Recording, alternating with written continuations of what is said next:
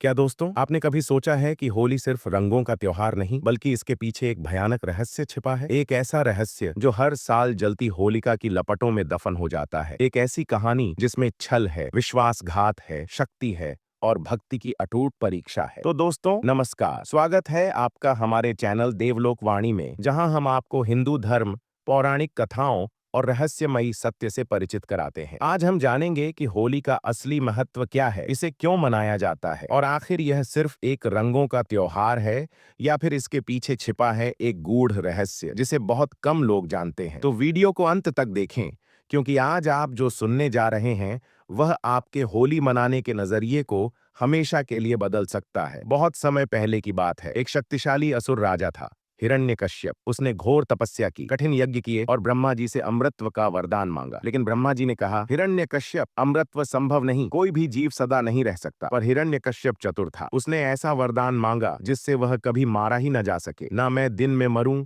ना रात में, ना घर के अंदर, ना बाहर, ना किसी मनुष्य से, न किसी पशु से, न किसी अस्त्र से, न किसी शस्त्र से। ब्रह्मा जी ने उसे यह वरदान दे दिया। अब हिरण्यकश्यप अजेय हो चुका था। अब सोचिए, एक राजा जिसे मृत्यु का कोई भय नहीं, उसने क्या किया होगा? हिरण्यकश्यप ने खुद को भगवान घोषित कर दिया। उसने अपने राज्य में भगवान विष्णु की पूजा पर प्रतिबंध लगा दिया। लेकिन हिरण्यकश्यप के ही पुत्र प्रहलाद ने इस आदेश को नहीं माना। वह भगवान विष्णु का अनन्य भक्त था। उसके हृदय में केवल भक्ति थी, प्रेम था, श्रद्धा थी। हिरण्यकश्यप क्रोधित हुआ। उसने प्रहलाद को कई बार समझाया, धमकाया, परंतु बालक अपनी भक्ति से टस से मस नहीं हुआ। अब हिरण्यकश्यप ने अपने सैनिकों को बुलाया और कहा, इस लड़के को विष पिला दो। लेकिन विष अमृत बन गया। इसे पहाड़ से नीचे फेंक दो। लेकिन पृथ्वी ने उसे अपनी गोद में समेट लिया। इसे हाथियों के पैरों तले कुचल दो। लेकिन हाथी भी झुक गए। हर बार प्रहलाद बच जाता। अब हिरण्यकश्यप की बहन होलिका आगे आई। उसे एक वरदान प्राप्त था कि अग्नि उसे जला नहीं सकती। अब जरा सोचिए, एक तरफ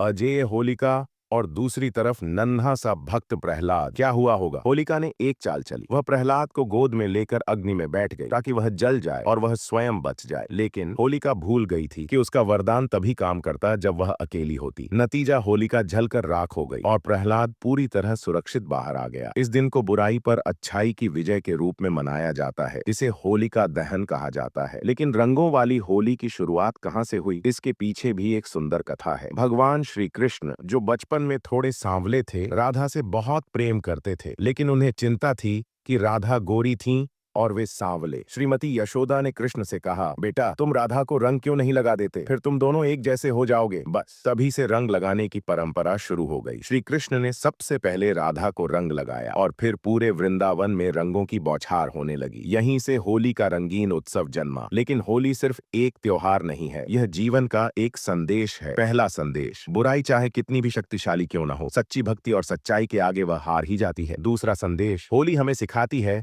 कि अहंकार, क्रोध और नकारात्मकता को जलाकर राख कर दो और प्रेम के रंगों को अपनाओ। तीसरा संदेश, समाज में कोई ऊंच नीच नहीं, कोई भेदभाव नहीं, रंग सभी को एक समान बना देते हैं। आज जब समाज में नफरत, जात पात, भेदभाव बढ़ रहा है, क्या हमें होली का असली अर्थ याद नहीं करना चाहिए? होली हमें जोड़ती है, हमें प्यार, मस्ती, उल्लास और सौहार्द की ओर ले जाती है। यह हमें बताती है कि रंग ही जीवन है और जीवन का हर रंग हमें उत्सव की तरह मनाना चाहिए। अंतिम संदेश, इस होली को खास कैसे बनाएं? नशे और गंदगी से बचें, प्राकृतिक रंगों का इस्तेमाल करें, बड़ों का सम्मान करें, छोटों को प्यार दें। इस बार किसी जरूरतमंद को रंग और मिठाई देकर उसकी होली को भी खास बनाएं। तो दोस्तों, इस बार होली को सिर्फ अपने लिए नहीं बल्कि दूसरों के लिए भी यादगार बनाइए। अगर आपको यह कहानी पसंद आई तो इसे लाइक करें, शेयर करें और हमारे चैनल देवलोक वाणी को सब्सक्राइब करना न भूलें। मिलते हैं अगले वीडियो में, तब तक के लिए शुभ होली।